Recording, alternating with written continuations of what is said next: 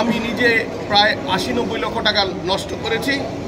আমি আমাদের এলজেডির chief engineer ২ জন পরিবর্তন হয়েছে, ২ জনের সাথে মিটিং করেছি।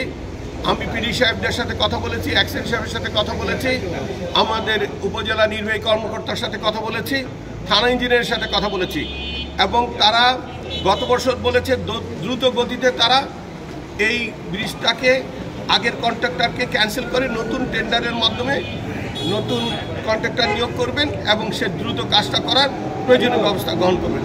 সেই প্রক্রিয়ায় আগাচ্ছে। আমরা বিশ্বাস করি অল্প কিছুদিনের মধ্যে, অল্প মানে 1 মাসের মধ্যে টেন্ডার হয়ে যাবে। সেখানে টাকা বরাদ্দ দেওয়া হয়েছে। আগের 8 বছরের কথা আপনারা শুনেছেন কিনা জানি না, আমি শুনেছি।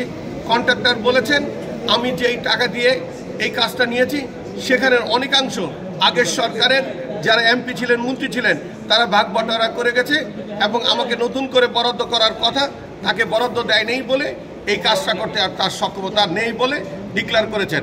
আমার উদ্দেশ্য হলো যে এলজেডি ডিপার্টমেন্টের কাছে এরকম একটা অযোগ্য কন্ট্রাক্টর নিয়োগ করার প্রক্রিয়া তদন্ত করে এখানে অনেক কিছু বাইর করা যাবে।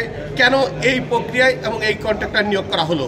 যদি প্রফেশনাল লোককে নিয়োগ করা হতো তাহলে তার বিশেষ করে তার প্রফেশনালিজম দিয়ে এবং তার কোম্পানি রিপোর্টেশনের কারণে সে ব্রিজটা শেষ করতে পারত। একটা ছোট কালভার্ট করতে পারে এরকম একজন কন্ট্রাক্টর নিয়োগ করাটা ঠিক হয়। সে নিয়মটাই জানে না কিভাবে ব্রিজটা করতে হবে, এমন একজন লোককে ব্রিজের কার্যাদেশ দেওয়া হয়েছে। এবং এই প্রক্রিয়া যদি চেক করা হয় তাহলে দেখা যাবে সমস্ত প্রক্রিয়াটার মধ্যে কোনো ঝামেলা আছে এবং সেই কারণে এই কন্ট্রাক্টর নিয়োগ হয়েছে।